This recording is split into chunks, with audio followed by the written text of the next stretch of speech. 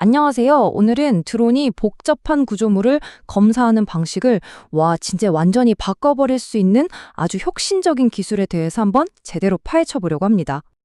자, 바로 시작해볼까요? 지금 화면에 두 가지 드론 검사 계획이 보이실 거예요. 왼쪽은 보면 아주 빽빽한 격자무늬고 오른쪽은 훨씬 더 간결하죠? 여러분이 보시기에 어떤 쪽이 더 똑똑하고 효율적인 방법 같으세요? 네, 바로 이 질문이 오늘 우리가 나눌 이야기의 핵심입니다. 좋습니다. 그럼 먼저 우리가 보통 드론 검사라고 하면 떠오르는 그 익숙한 방식에 사실 어떤 문제가 숨어 있는지부터 한번 들여다보겠습니다. 그러니까 기존의 드론 사진 측량 방식은요, 건물이 어떻게 생겼는지는 사실 크게 신경 안 써요. 그냥 이렇게 보시는 것처럼 아주 단순한 격자 패턴으로 쭉 비행하는 거죠. 뭐 간단하긴 한데 이게 과연 최선의 방법일까요? 이 연구 논문에 나온 한 구절이 이 문제의 핵심을 딱 짚어주는데요. 한마디로 기존 방식은 시간 낭비, 자원 낭비에다가 결과물까지 안 좋을 수 있다는 거죠. 이걸 좀 재밌게 비유를 해보자면요. 마치 동그란 잔디밭을 네모난 잔디깎기로 깎는 거랑 똑같아요. 비효율적이고 낭비가 심하죠. 그러다 보면 당연히 복잡한 구석이나 모서리 같은 중요한 디테일들을 놓치게 되는 거고요. 자, 그럼 이 문제를 어떻게 해결할 수 있을까요? 이제 그 해결책으로 넘어가 볼 텐데요. 핵심 아이디어는 이겁니다.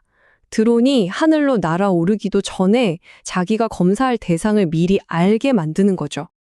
바로 이 질문이 이 새로운 기술의 출발점이에요. 만약에 드론이 이륙하기도 전에 건물의 설계도를 미리 가지고 있다면 어떻게 될까요? 그 해답이 바로 빌딩 정보 모델, 우리가 흔히 BIM이라고 부르는 것에 있습니다. 이건 그냥 3D 모델이 아니고요. 아주 상세한 디지털 설계도라고 생각하시면 돼요. 이 빔 데이터만 있으면 시스템이 드론을 띄우기도 전에, 그러니까 오프라인 상태에서 완벽한 비행 계획을 미리 다 짜놓을 수 있는 겁니다. 자, 그럼 이 똑똑한 시스템이 어떻게 작동하는지 좀 복잡해 보일 수 있는데 제가 아주 명확하고 이해하기 쉽게 세 단계로 딱 나눠서 설명해 드릴게요. 이 시스템은 크게 세 부분으로 나뉘는데요. 제가 기억하기 쉽게 별명을 붙여봤어요. 첫째는 전략가, 둘째는 항해사, 그리고 마지막은 정비팀입니다. 자, 첫 번째 전략가의 역할은요. 정수선형계획법이라는, 줄여서 ILP라는 아주 강력한 최적화 방법을 쓰는 겁니다.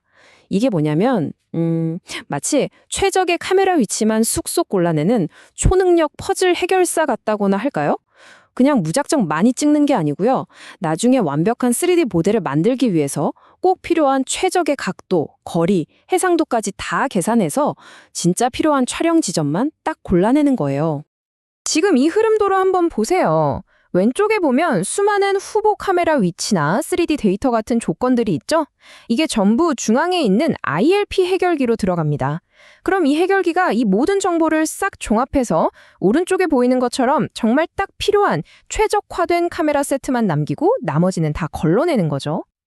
자, 이제 두 번째 주자, 항해사가 나설 차례입니다.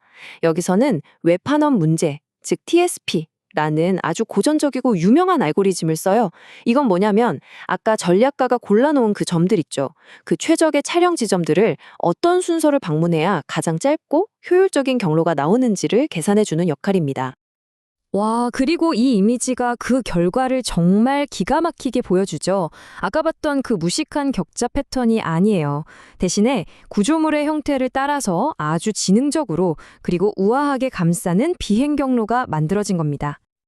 자, 이제 마지막으로 정비팀이 나섭니다. 왼쪽 그림처럼 아무리 완벽한 경로를 만들었다고 해도 드론 배터리는 무한하지 않잖아요? 한 번에 다 돌기엔 너무 길 수 있죠. 그래서 이 정비팀이 드론의 배터리 용량을 딱 계산해서 오른쪽 그림처럼 전체 임무를 실행 가능한 여러 개의 작은 비행으로 자동으로 착착 나눠주는 겁니다. 정말 똑똑하죠? 자, 그래서 이론은 알겠는데 실제 결과는 어땠을까요? 이제 가장 흥미로운 부분이죠. 이 새로운 방법이 얼마나 극적인 결과를 가져왔는지 데이터로 한번 확인해 보겠습니다.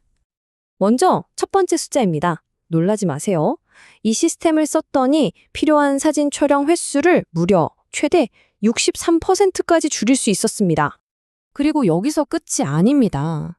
촬영 횟수가 줄어드니 당연히 전체 임무 수행 시간도 최대 50%, 그러니까 절반으로 확 줄어드는 거죠.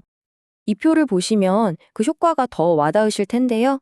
실제 다리를 검사한 사례입니다.